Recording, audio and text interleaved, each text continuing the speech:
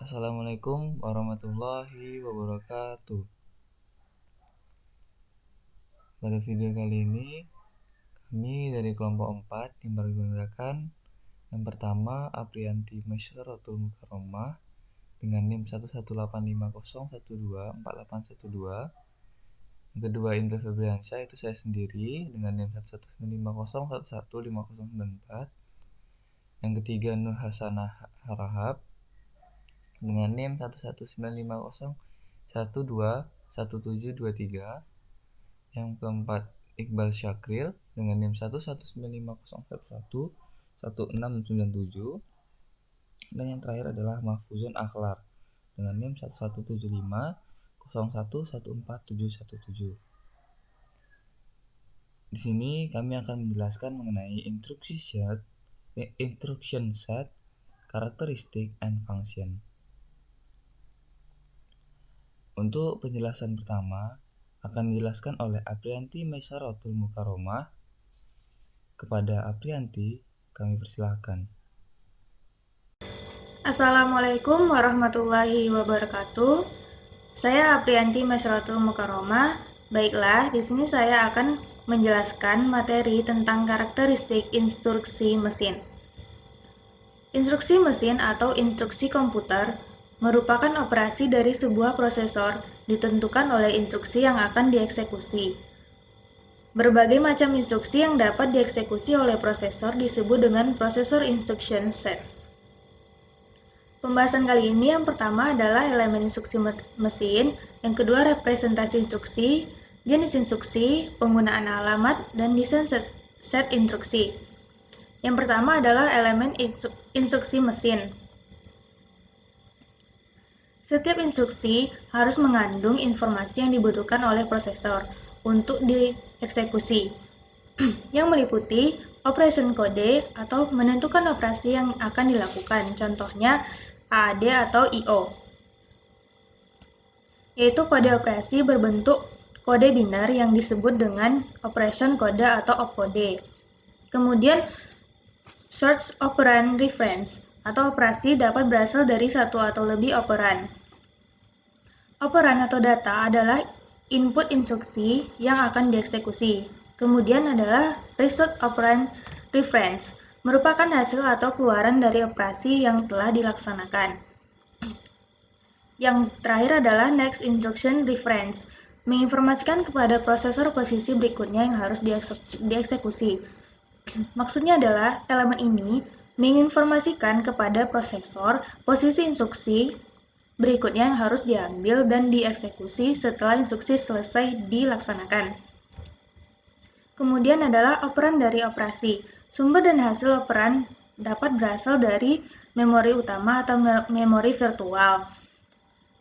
Memori utama atau memori virtual harus menyediakan keterangan instruksi berikutnya yang akan dieksekusi. Kemudian adalah register prosesor.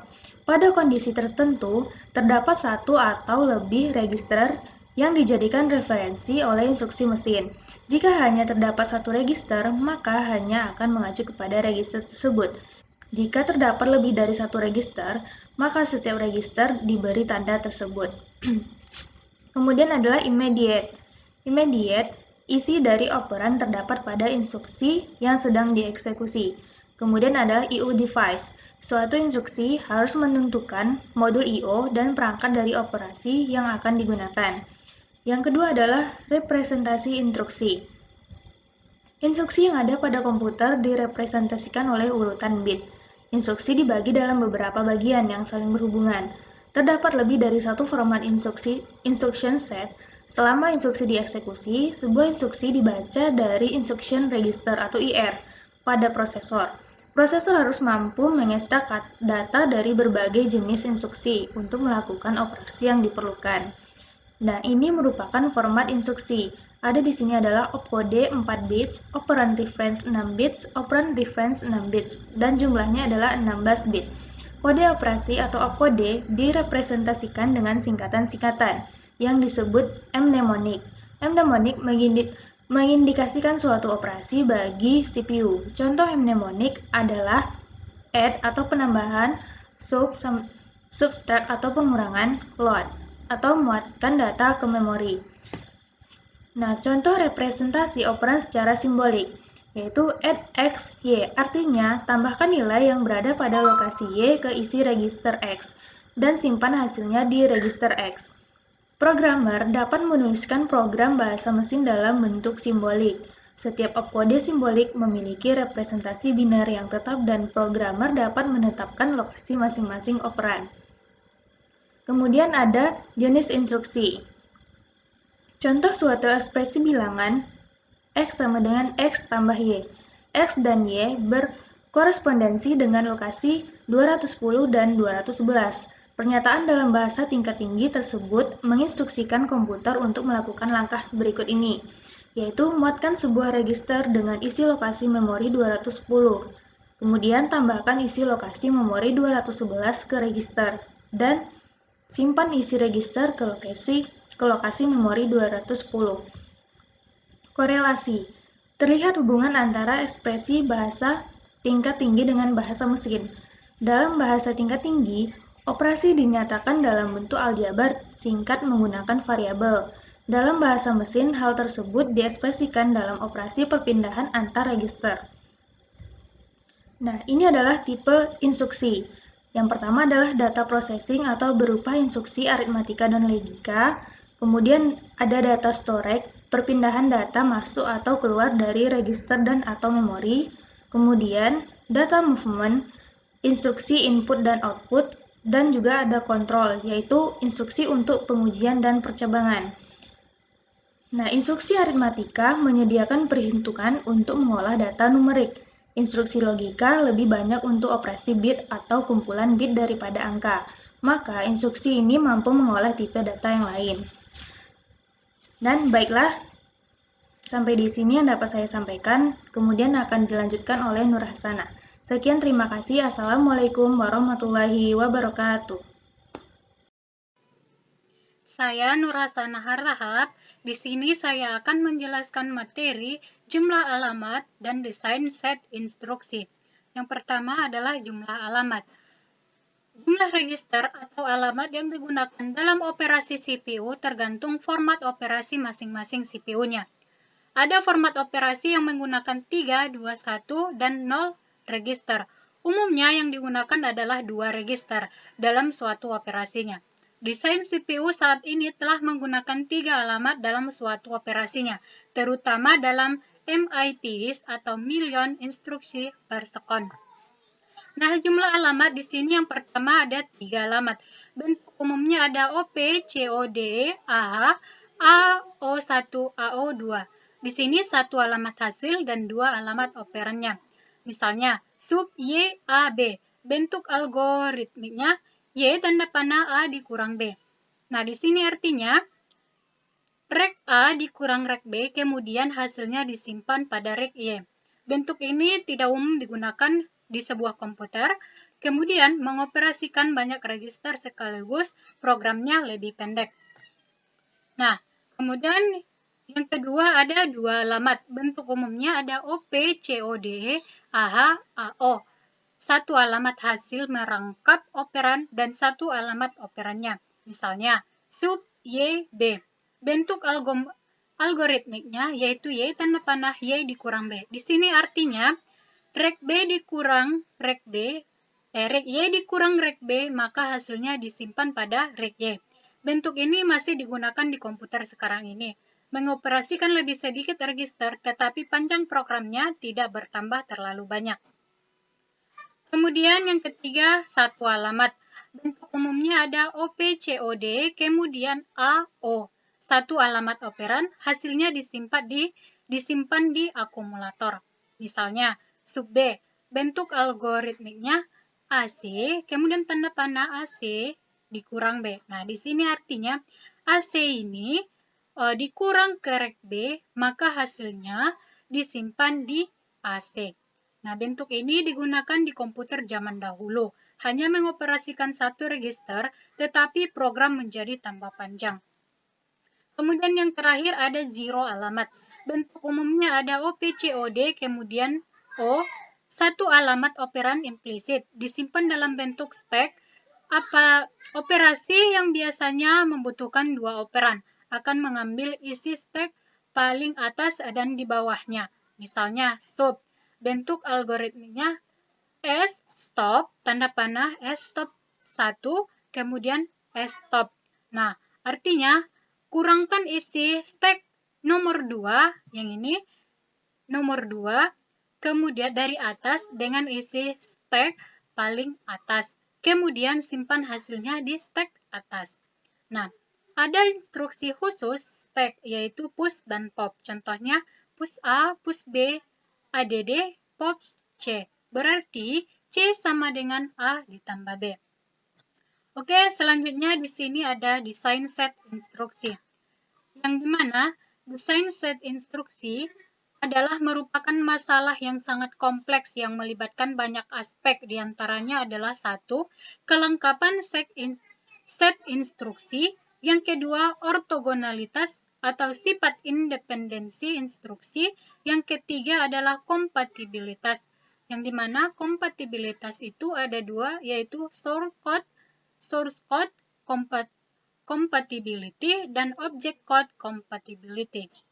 Nah, selain ketiga aspek tersebut, juga melibatkan hal-hal sebagai berikut. Nah, selain yang ketiga ini, kemudian ada aspek yang lainnya. Yang pertama adalah operation repertoire, yaitu berapa banyak dan operasi apa saja yang disediakan dan berapa sulit operasinya.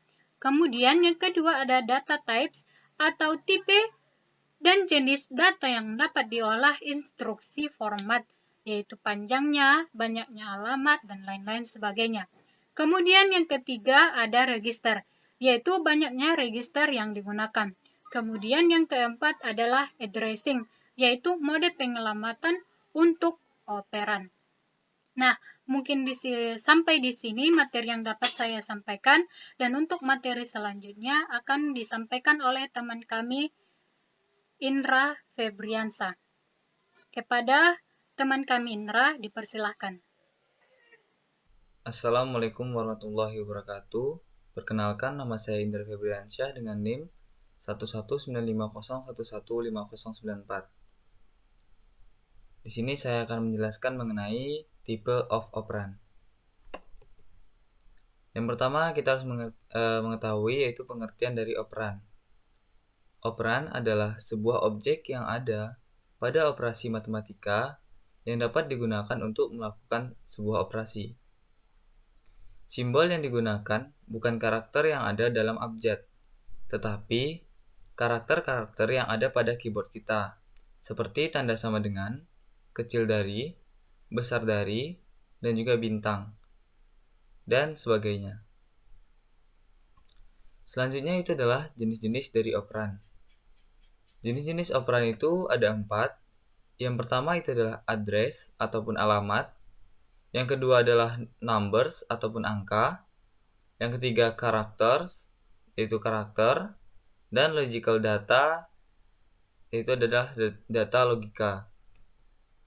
Masuk ke pembahasan yang pertama ataupun ke jenis yang pertama adalah address ataupun alamat. Address merupakan salah satu cara tradisional untuk menggambarkan arsitektur prosesor, yaitu dengan melihat jumlah alamat yang terkandung dalam setiap instruksinya. Jumlah alamat maksimum yang mungkin diperlukan dalam sebuah instruksi, yaitu yang pertama adalah 4 alamat, di mana berisi 2 operan, 1 hasil, dan 1 lagi untuk alamat instruksi yang berikutnya. Yang kedua itu adalah 3 alamat, di mana berisi 2 operan dan 1 hasil. Yang ketiga itu adalah 2 alamat, yang berisi dengan 1 operan merangkap hasil, dan satunya lagi adalah operan. Dan yang terakhir adalah 1 alamat, itu menggunakan akumulator untuk menyimpan operan dan juga hasilnya. Pada alamat ataupun address, ada 3 teknik dasar dalam pengelamatan. Yang pertama adalah pemetaan langsung. Yang kedua adalah teknik pencarian tabel. Yang ketiga adalah teknik kalkulasi alamat. Masuk yang pertama, yaitu adalah pemetaan langsung. Pemetaan langsung merupakan teknik yang dapat dijuluki dengan address space.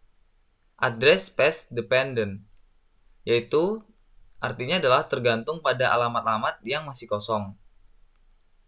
Artinya, kita tidak dapat begitu saja mengcopy data berkas ini ke komputer lain. Karena mungkin saja di komputer lain, alamat-alamat yang dibutuhkan itu sudah tidak tersedia lagi, sehingga kita tidak bisa mengkopikan data-data yang ataupun berkas-berkas yang ada pada komputer kita ke komputer lain secara begitu saja. Selanjutnya itu adalah teknik pencarian tabel. Teknik pencarian tabel dilakukan dengan cara mengambil seluruh kunci atribut dan juga alamat memori yang ada dan dimasukkan ke dalam tabel tersendiri. Ini dapat dimisalkan jika kita memiliki sebuah tabel indeks, lalu kunci atributnya itu adalah contohnya adalah name, maka ini kita akan masukkan dan kita list ke dalam tabel tersendiri. Selanjutnya yang ketiga adalah teknik kalkulasi alamat. Teknik kalkulasi ataupun teknik perhitungan terhadap nilai kunci atribut untuk mendapatkan nilai suatu alamat disebut dengan fungsi hash. Bisa juga fungsi hash ini digabungkan dengan teknik pencarian tabel, yaitu yang ada pada nomor 2. Tetapi akan menjadi lebih lama dalam pengerjaannya dibandingkan hanya dengan satu jenis saja. Misalkan kita menggunakan teknik hash saja ataupun kita menggunakan teknik pencarian tabel saja.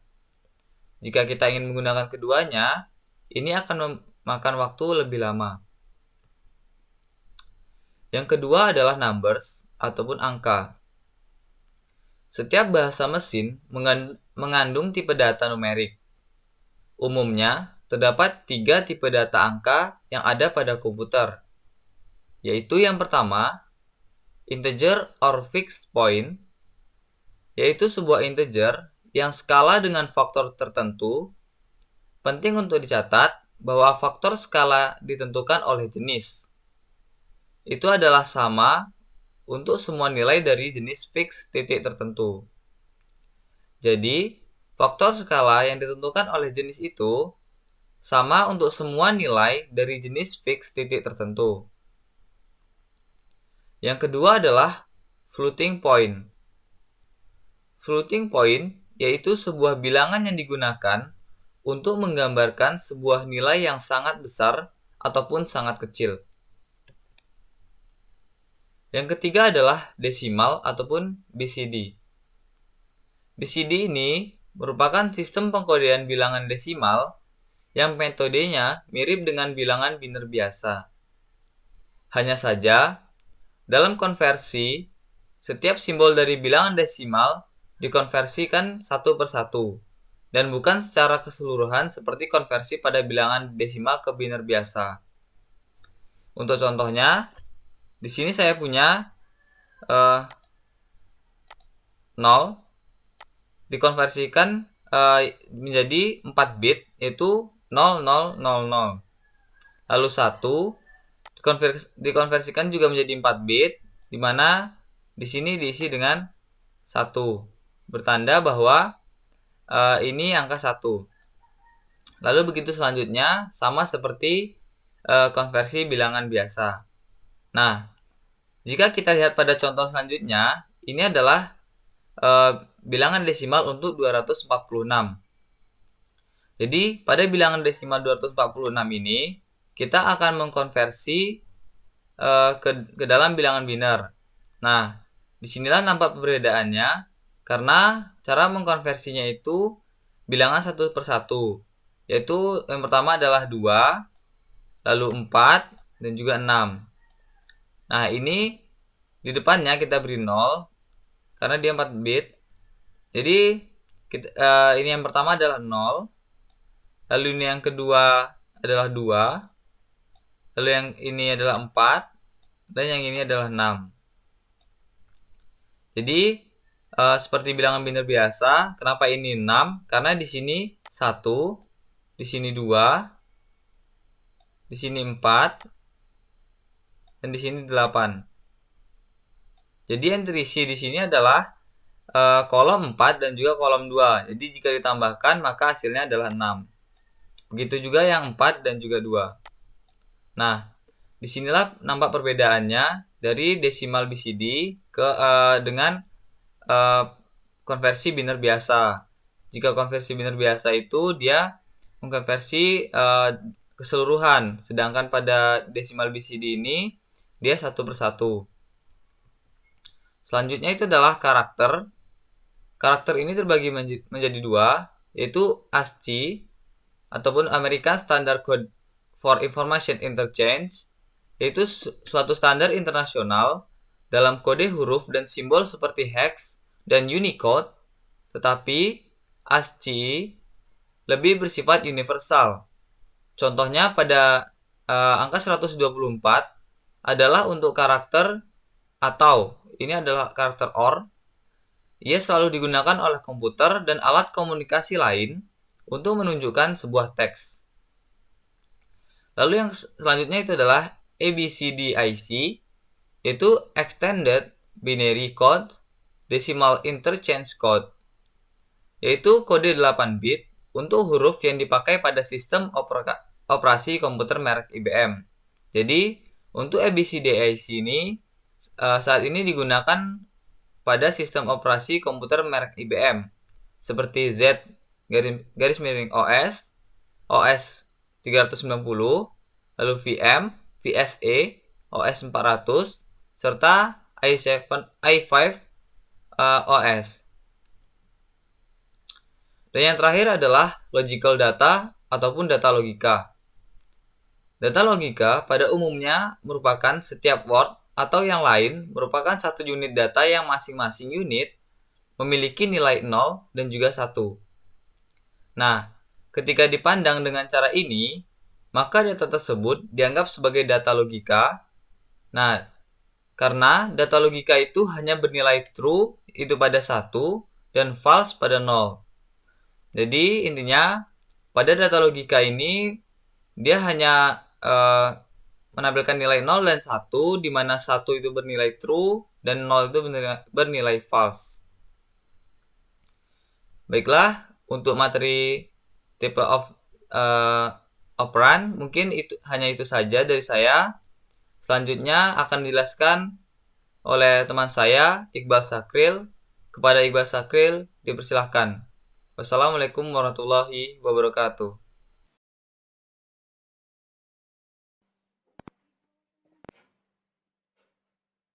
Assalamualaikum warahmatullahi wabarakatuh. Saya Sakril melanjutkan materi yang keempat, yaitu materi tentang types of operation. Types of operation.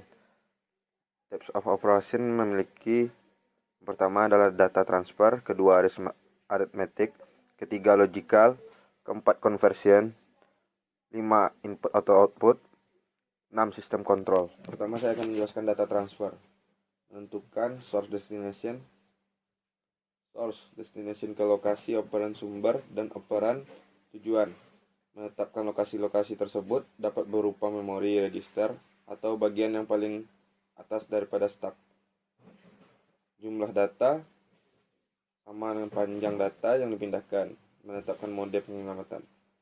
Tindakan CPU untuk melakukan transfer data adalah yang pertama memindahkan data dari salah satu lokasi ke lokasi lain.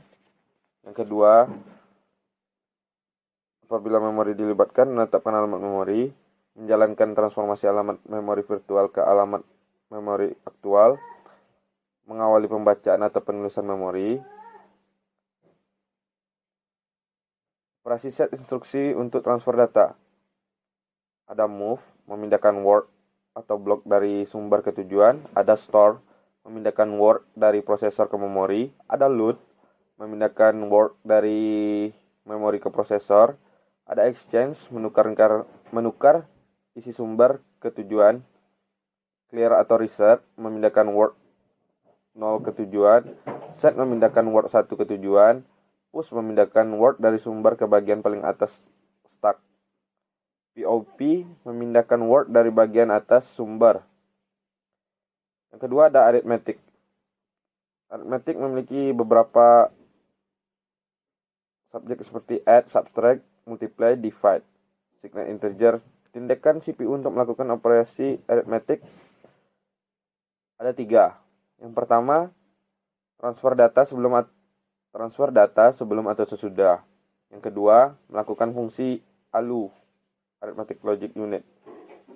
3. Men-set kode-kode kondisi dan flag. Operasi set instruksi arithmetic. Yang pertama ada add itu penjumlahan. Yang kedua ada subtract itu pengurangan. 3 ada multiply, yang itu perkalian. 4 ada divide, itu pembagian. 5 absolute, 6 negatif, 7 decrement, 8 increment. Nomor 5 sampai 8 merupakan instruksi operan tunggal. Yang ketiga ada logical, bitwise operation, and or not. Operasi set instruksi untuk operasi logical ada 5. Yang pertama ada and or not, XOR. Yang kedua ada compare, melakukan perbandingan logika. Yang ketiga ada test, menguji kondisi tertentu. Yang keempat shift, kegunaannya ada operan. Kegunaan shift adalah operan menggeser ke kiri atau ke kanan menyebabkan konstanta pada ujung bit. Kelima ada rotate, operan menggeser ke kiri atau ke kanan dengan ujung yang terjalin. Keempat ada conversion. Contohnya adalah binar ke desimal. Operasi set instruksi untuk konversi. Yang pertama ada translate, menerjemahkan nilai-nilai dalam suatu bagian memori berdasarkan tabel korespondensi. Kedua ada convert, mengkonversi isi suatu word dari suatu bentuk ke bentuk lainnya. Kelima ada input atau output. Tersedia instruksi khusus untuk ini, atau digunakan instruksi data movement, memory mapped, atau dikerjakan oleh controller DMA. Operasi set instruksi input atau output ada 4.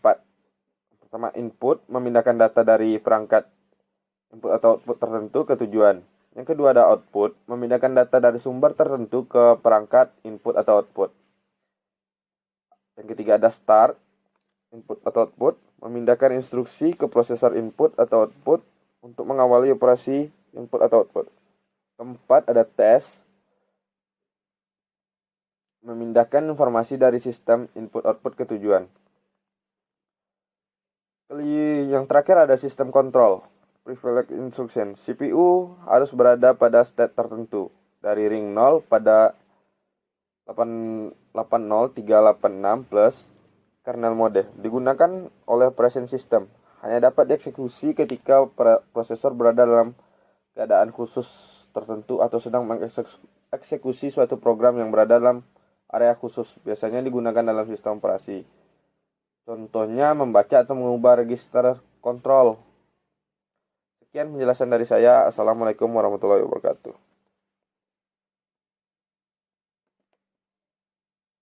Baiklah, sekarang kita sampai pada bagian 5, yaitu mengenai jenis-jenis operasi PowerPC dan operasi Pentium. Yang pertama adalah operasi PowerPC. Operasi PowerPC banyak memiliki jenis operasi. Di antaranya adalah, yang pertama adalah berorientasi percabangan, yang kedua adalah operasi load and store, yang ketiga adalah operasi aritmatika integer, yang keempat adalah operasi logika dan pergeseran, yang kelima adalah operasi titik mengambang. Yang pertama kita lihatkan dulu operasi yang berorientasi percabangan. Ada beberapa instruksi, di antaranya adalah B, BL, BC. Dan yang paling sering digunakan adalah instruksi B dan BL, yaitu percabang tidak bersyarat dan bercabang ke alamat sasaran dan menaruh alamat efektif instruksi yang berada setelah percabangan ke dalam link register. Selanjutnya adalah operasi load and store. Beberapa instruksi yang sering digunakan adalah LWZU dan LD, yang berfungsi untuk memuatkan word dan 0 ke sebelah kiri, mengupdate register, dan memuatkan double word. Yang ketiga adalah operasi aritmatika integer. Sesuai namanya, operasi ini bertujuan untuk mengolah data. Dan yang paling sering digunakan yaitu operasi add dan subf. Add yaitu untuk menjumlahkan isi dari dua integer dan subf untuk mengurangkan isi dari dua buah integer. Yang keempat adalah operasi logika dan pergeseran. Yang sering digunakan yaitu operasi AND, yaitu berfungsi untuk meng-AND-kan isi dua buah register dan menyimpannya dalam register ketiga. Yang kelima adalah operasi titik mengambang. Yang paling sering digunakan pada operasi titik mengambang ini adalah FADD, yaitu menjumlahkan dua buah register floating point dan menyimpannya dalam register ketiga. Selanjutnya adalah FMADD, mengalihkan isi dua buah register, menambahkan isi register ketiga dan menyimpan hasilnya dalam register keempat. Selanjutnya adalah operasi di komputer Pentium. Di antaranya memiliki empat buah operasi, yaitu data movement, aritmatika, logika, dan control transfer. Yang pertama adalah operasi data movement. Beberapa instruksi yang paling sering digunakan yaitu move dan push. Move untuk memindahkan data dan push untuk memasukkan operan ke stack. Yang kedua adalah aritmetika. Sesuai dengan namanya, aritmetika ini berfungsi untuk mengolah angka. Yaitu yang sering digunakan tentu saja antara add dan sub. Add berfungsi untuk menambahkan dan sub untuk mengurangkan. Selain itu juga terdapat operasi mul dan div, yaitu untuk mengali dan membagi. Yang ketiga adalah operasi logika. Yang sering digunakan yaitu operasi AND, yaitu operan-operan AND, dan SHL dan SHR, yang berfungsi untuk shift logika ke kiri atau ke kanan. Yang terakhir adalah control transfer. Di antaranya yang paling sering digunakan adalah in dan atau into, yaitu interrupt jika overflow, control transfer ke routine layanan interrupt. Dan JMP yaitu lompatan tidak bersyarat. Selanjutnya kita sampai ke bagian 6 yaitu mengenai bahasa assembler. Pengertian dari bahasa assembler adalah sebuah bahasa pemrograman yang dikhususkan untuk pemrograman komputer atau mesin. Bahasa assembly termasuk ke dalam bahasa tingkat rendah sehingga termasuk bahasa yang sulit dipelajari dan dipahami. Cara kerja bahasa assembler sebenarnya sama dengan bahasa pemrograman lainnya seperti Java, C#, C++ dan lainnya. Yaitu bahasa kalau diterjemahkan ke dalam bahasa mesin dengan menggunakan sebuah compiler, sehingga mesin dapat mengenali dari bahasa yang kita buat tersebut. Sejatinya mesin hanya bisa mengenali bahasa biner, yaitu antara 0 dan 1, maka dibutuhkan sebuah compiler. Yang selanjutnya adalah contoh program dengan bahasa assembler. Di sini kan ada beberapa variabel yaitu n, i, k, dan k. Ni, k, k. Misalnya kita ingin memprogram pernyataan ini dalam bahasa mesin dan menginisialisasi IJK sebagai 234. Program ini ditunjukkan pada tabel di bawah ini. Yang pertama adalah label formula. LDA sebagai I ditambah J dengan operan add, lalu ditambah lagi dengan K dengan operan add, maka akan disimpan pada variabel N dengan operasi STA. Dengan IJKN sebagai data yang kemudian disimpan pada akumulator 2, 3, 4, dan 0. Alur dari program ini yaitu yang pertama adalah memasukkan isi lokasi 201 ke dalam akumulator. Yang kedua, tambahkan isi lokasi 202 ke akumulator. Yang ketiga, tambahkan isi lokasi 203 ke akumulator. Dan yang keempat adalah simpan isi akumulator di lokasi 204. Yang selanjutnya adalah kelebihan dan kekurangan dari bahasa assembler. Kelebihan dari bahasa assembler yang pertama adalah ketika program dikompil ukurannya tidak terlalu besar. Yang kedua, lebih efisien atau hemat memori. Yang ketiga adalah lebih cepat dieksekusi. Kekurangan bahasa assembler diantaranya adalah dalam melakukan suatu pekerjaan, baris program relatif lebih panjang dibanding program tingkat tinggi. Yang kedua adalah relatif lebih sulit untuk dipahami, terutama jika baris sudah terlalu banyak. Yang ketiga, lebih sulit dalam melakukan pekerjaan rumit, misalnya operasi matematis. Jadi kesimpulannya, bahasa assembler ini memang bahasa yang dikhususkan untuk pemrograman mesin atau pemrograman komputer. Jadi memang sangat jarang kita mendengar dari bahasa assembler ini digunakan untuk pemrograman web, desktop maupun mobile. Oke, cukup sekian dari presentasi kami. Saya ucapkan terima kasih.